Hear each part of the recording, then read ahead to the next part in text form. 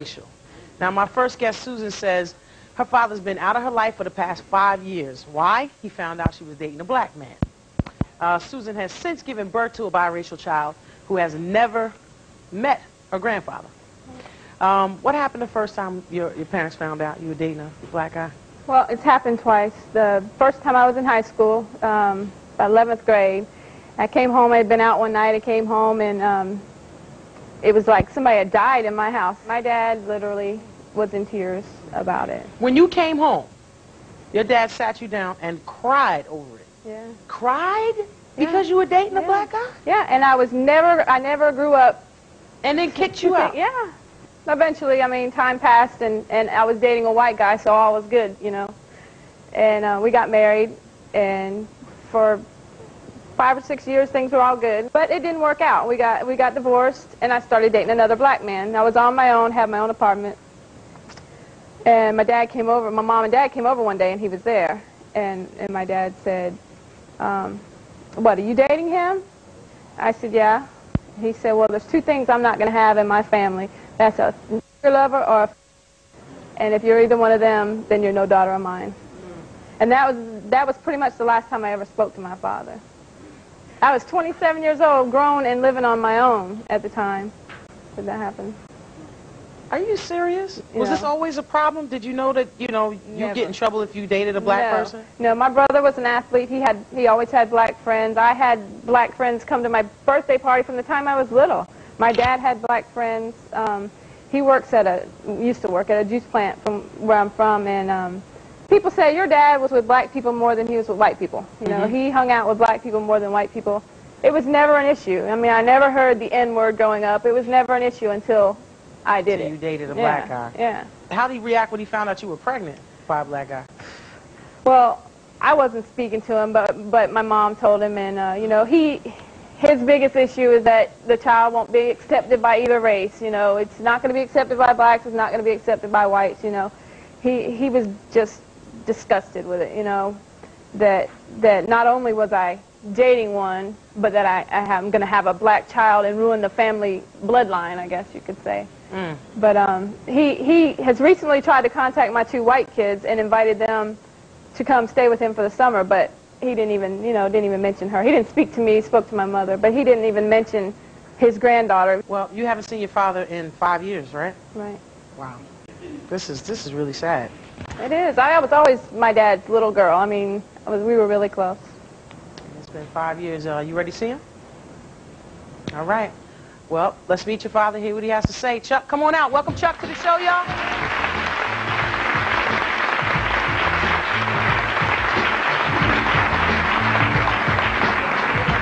Hi, how are you?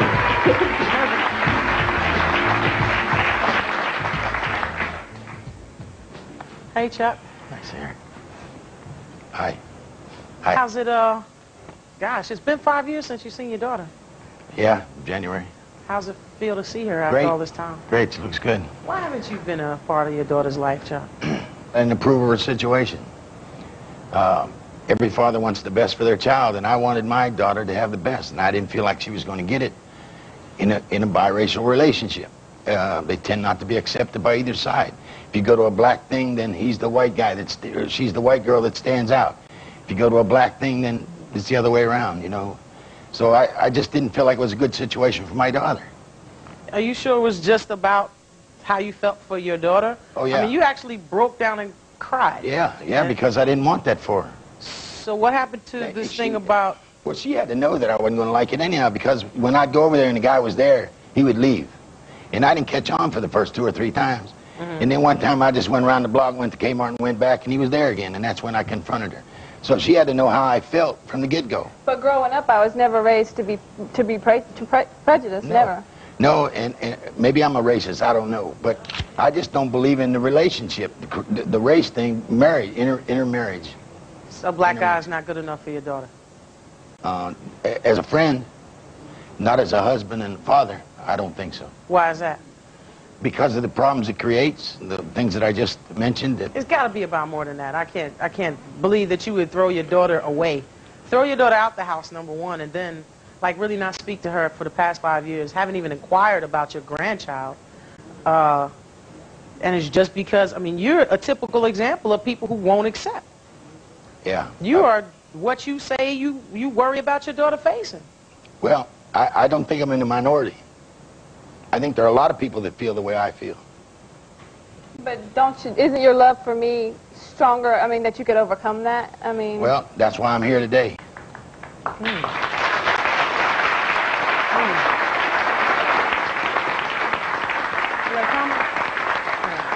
he's a human being. It's just the color of his skin. Why not? I mean, he's a man just like you are. He works just like you do. Oh, you're making some assumptions. But he's a man. He was not only black, he was a bum. He didn't work.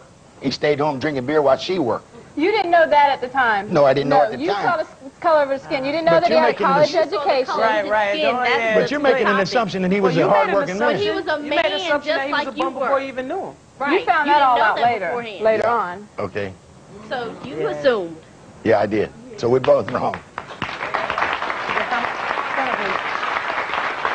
If you love your daughter so much, why you can't let her do what she want to do?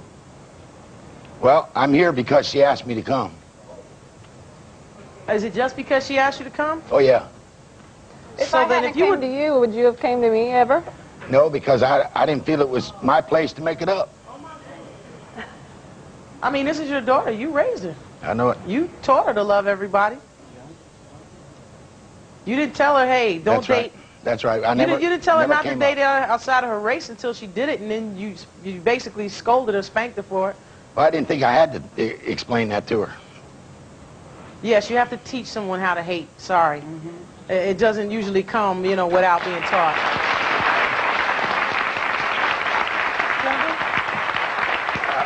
Latifah, unfortunately, he left her when she was due in 3 months, so who knows where he's at anyhow. Okay. I mean, this great individual left her when she was due in 3 months for the second time during her pregnancy. Okay.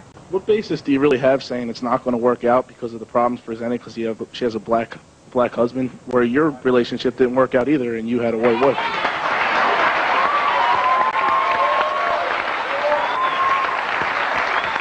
I mean, do you think about those? Do you think about those things? I was married for 32 years. Who said it didn't work out? I mean, it's supposed to be till death do us part if we get all, you know. 32 years is a long time. And you should love your kids unconditionally. You should love me no matter what. No matter what I do. Chuck ain't with that. Chuck is not with that. Chuck, I think you are a racist. I don't know.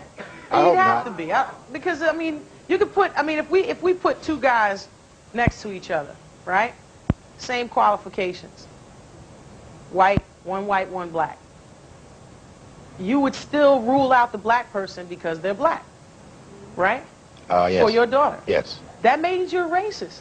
You're being prejudiced. You're prejudiced against this black person. Do you think she's accepted in the black community? It's not about that. It's not even about that.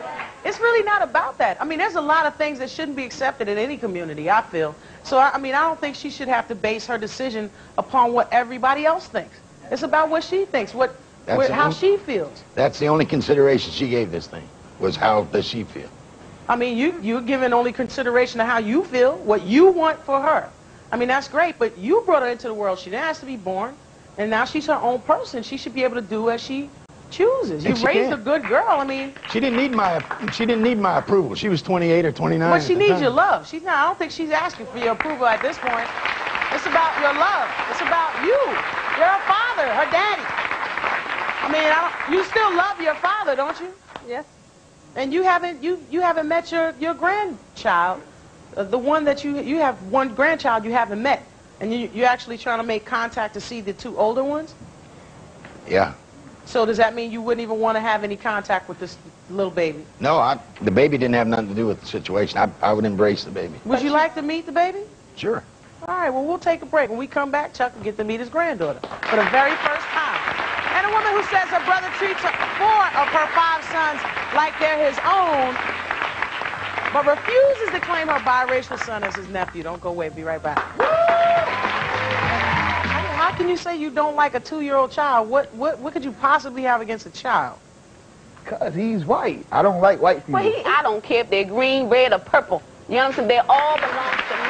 And I'm telling you now, it's not okay. And I'm not putting